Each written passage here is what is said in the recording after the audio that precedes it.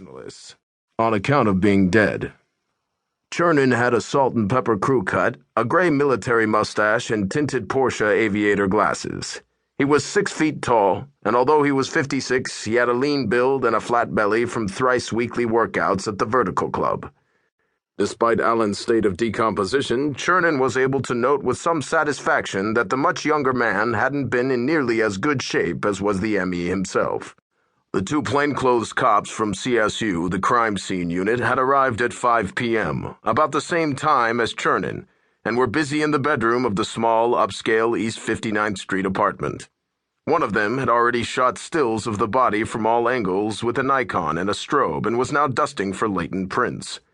The other was taking measurements with a retractable steel tape of the body's distance to adjoining walls and nearby pieces of furniture, noting them on a sketch he'd made of the crime scene. The closest of the walls was spattered with dried blood. The bed was encrusted with it. "What is this?" asked the CSU man with the Nikon. "A revenge thing? Looks that way to me," said O'Rourke. "Alan could have been humping some guy's old lady."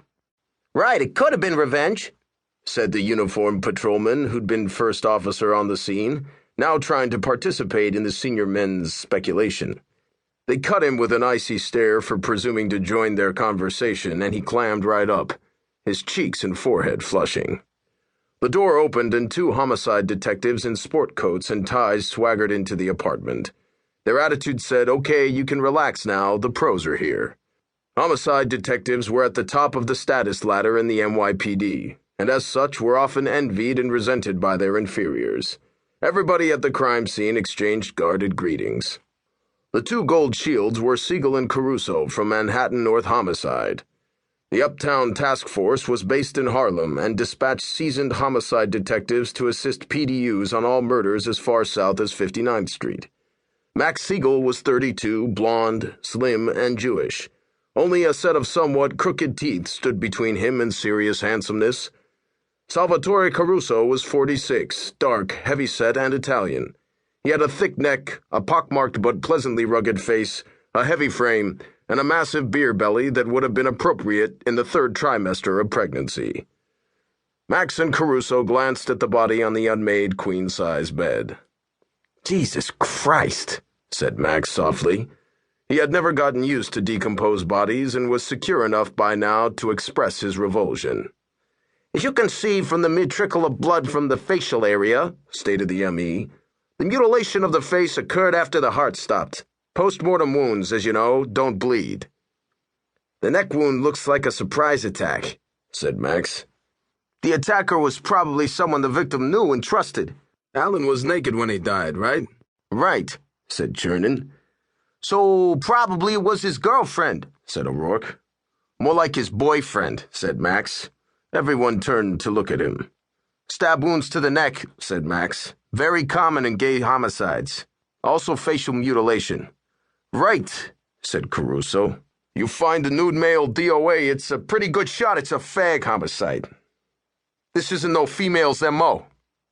The CSU man, who'd been dusting for prints with the white powder unique to the NYPD, now pressed cellophane tape to the ones he liked, lifted them, and transferred them to dark-colored backing paper.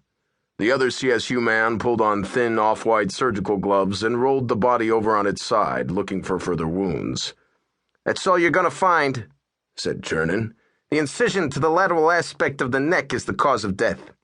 "Projectile bleeding," said the CSU man with the surgical gloves, glancing at the dumbbell splatter pattern on the wall, so named for the shape of the droplets. The ME nodded. "The killer severs Alan's carotid," said Chernin. "Alan's heart is pushing out 2 ounces of blood with every pulse beat. Alan is hysterical. He grabs the end of the sheet here and presses it to his neck to stop exsanguinating. It doesn't work. He grows weak. He sinks back down on the bed. He goes to sleep. The killer watches him die. When Alan's dead, the killer decides killing him isn't enough and goes to work on his face." Chernin turned toward the senior detectives for corroboration. "Sounds good to me, Doc," said Max. "Christ, it stinks in here," said Caruso, finally opting to mention it. "Didn't anybody open the windows?"